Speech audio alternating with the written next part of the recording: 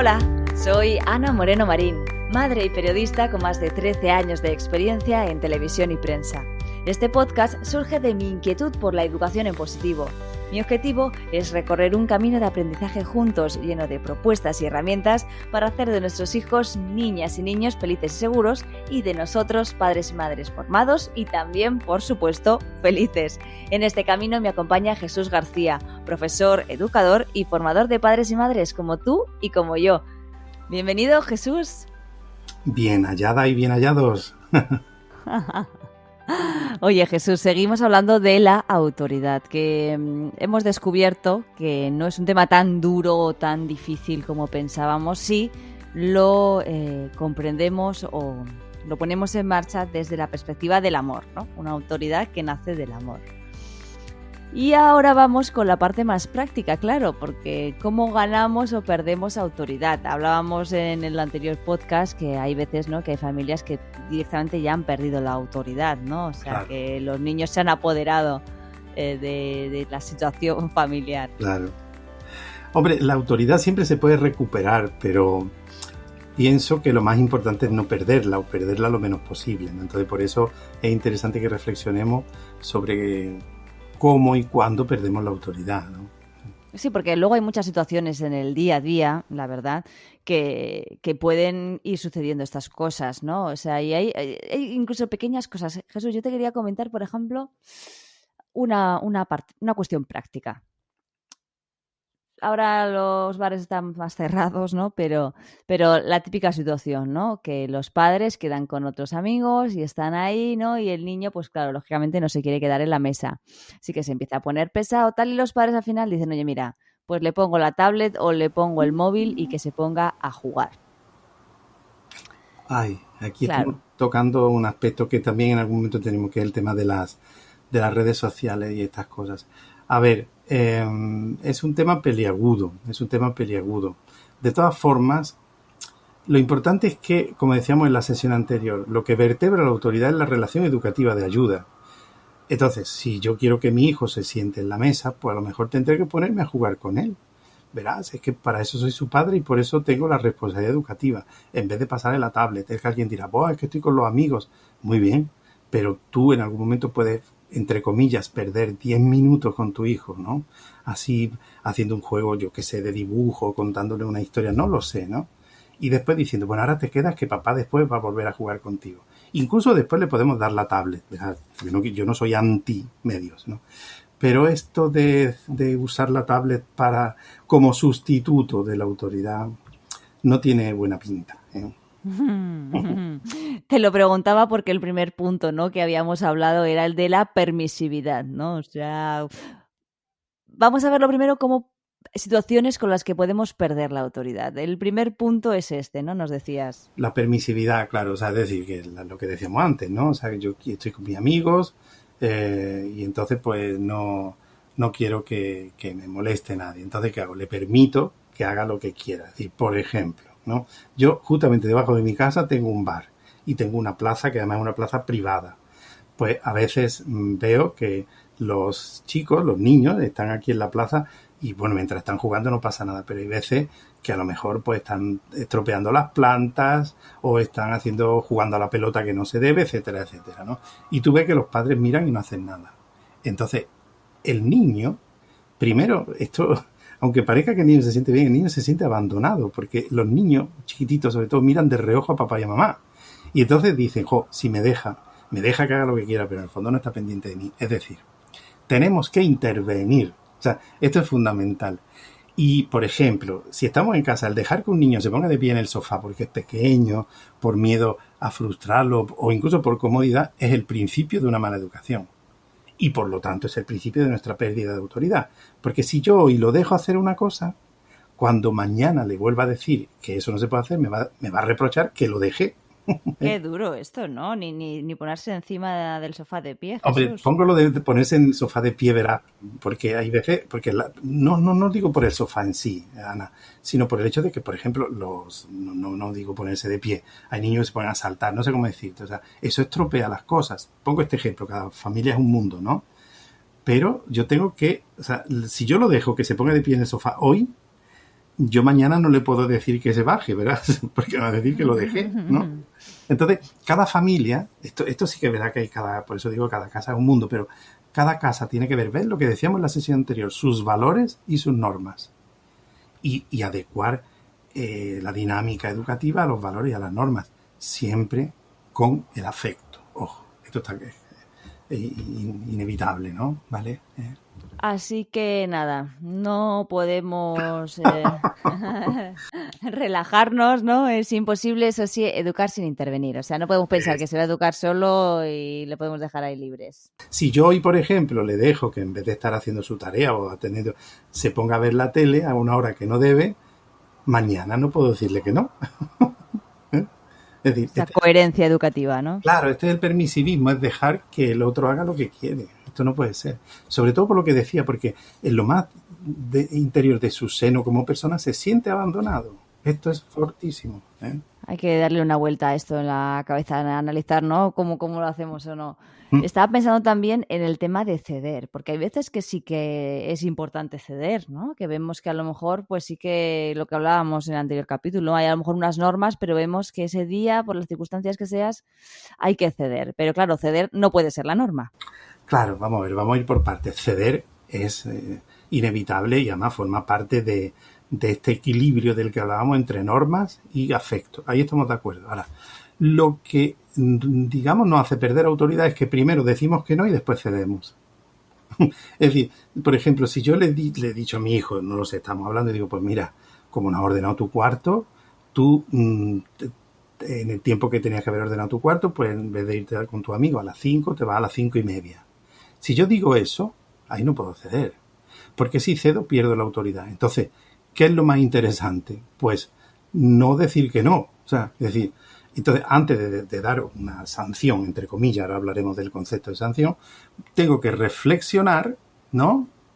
Tengo que reflexionar qué le voy a decir, ¿vale? Es decir, por ejemplo, si le decimos que si hace su tarea o ordena el armario, podrá ver la tele más tarde, si digo más tarde, eso es negociable. Pero si le digo que no verá la tele en toda la tarde, eso es muy complicado. No sé si me explico. Sí, porque el no es innegociable. El no es innegociable. Entonces, por eso hay un mensaje que yo digo casi como un mantra, que es muy interesante decírselo a los hijos. Déjame meditarlo con calma. ¿No? Me lo voy a apuntar. Claro, déjame meditarlo con calma. Claro, porque, como diga las cosas en caliente, vamos, yo me atrevería a decir que en el 99% de los casos decimos cosas de las que después nos arrepentimos. No, pero también esto es importante, ¿no? Porque es el tipo de autoridad que estábamos hablando, ¿no? Claro. Que no es una autoridad del no por sistema, ¿no? O de la norma por sistema. En un momento determinado creo que vamos a hablar del no como contenido comunicativo, que es muy interesante también, ¿eh? ¿Vale? Me la apunto. Sí. Pues seguimos. Más ejemplos que nos hacen perder autoridad. Pues mira, por ejemplo, la falta de coherencia, ¿no? Es decir, algo tan sencillo, ¿no? Como que, primero, coherencia entre papá y mamá. O sea, es decir, acuerdo, ¿no? Si el padre, por ejemplo, le dice a su hijo que se ha de comer, fíjate, digo cosas que pueden ser simplezas, ¿no? Pero que por eso decía que cada familia es un mundo. Si el padre le dice a su hijo que tiene que empezar a usar los cubiertos para comer, la madre tiene que apoyar eso, o hablarlo por detrás, ¿no? Pero lo que no puede la madre decir, bueno, déjalo que coma como quiera, lo importante es que coma. Si papá y mamá manifestamos estos desacuerdos delante del hijo, estamos abriendo resquicios, ¿no?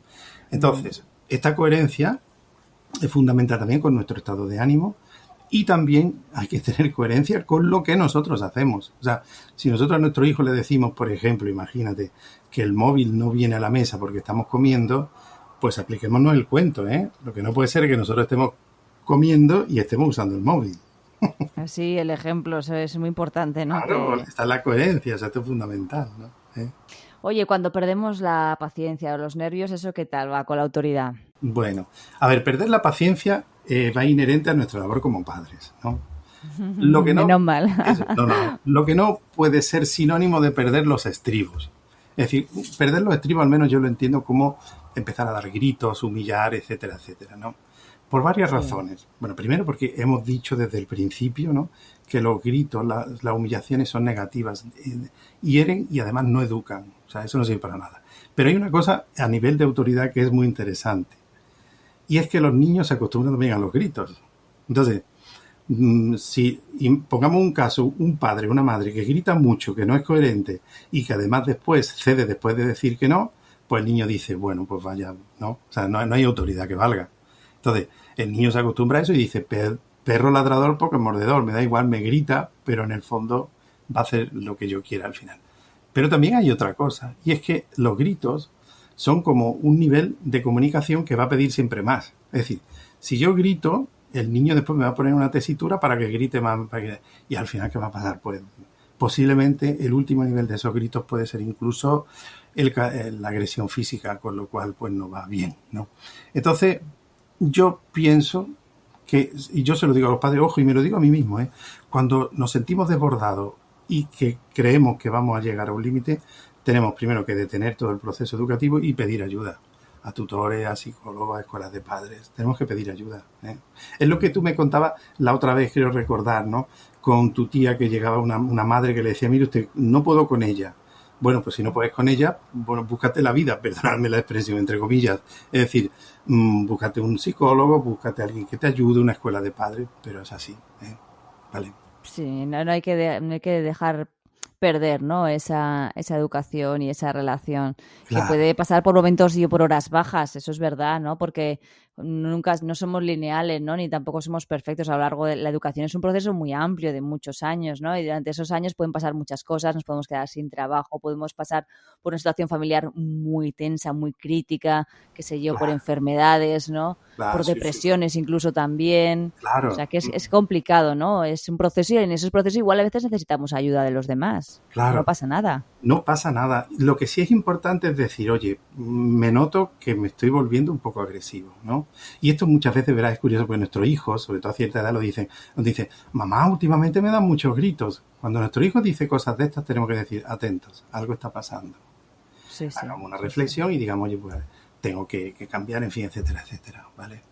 Eh, Hemos hablado, ¿no? De que establezcamos esas normas y además desde el punto de vista de la comunicación yoica, ¿no? Pues veo que no está recogiendo tu cuarto. Hemos dicho que si no se recoge el cuarto, pues hay X consecuencias, ¿no? O Eso es sea, fundamental. para el tema de la autoridad también que se cumplan. No quiero decir castigo porque la verdad es que la palabra castigo no me gusta nada, pero sí que el hecho de la consecuencia, ¿no? Si hemos establecido que hay una consecuencia, si Mm. no se produce, también ahí estamos ya marcando el hecho de que pues no pasa nada, ¿no? Si no lo hago, pues no pasa nada. Pues no, no puede ser. De hecho, en este ejemplo que estás poniendo hay dos polos.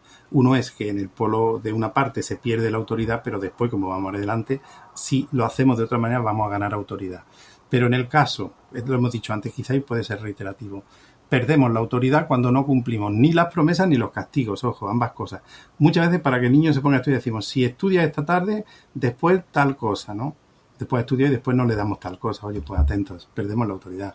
Mejor es no prometer aquello que no podemos, ¿no?, cumplir.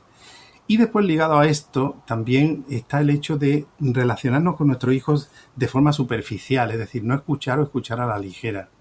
Pues tenemos muchas veces que escucharlo, forma parte de este ámbito, ¿no?, en el cual si no lo hacemos se pierde la autoridad y si lo hacemos bien se gana, como después veremos, ¿vale? No, es lo que hablábamos, ese fue nuestro primer capítulo, de hecho, ¿no? La importancia de la comunicación y lo primero de todo, escuchar. Claro, claro. Escucharles, o sea, pararnos, ¿no?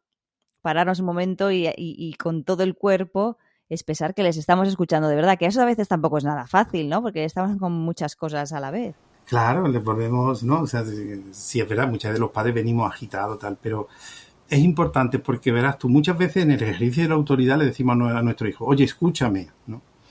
Para que nuestros hijos escuchen tienen que haber aprendido a escuchar y se aprende a escuchar viendo cómo lo hacen tus padres. Entonces, aquí tenemos también esta parte testimonial que es fundamental.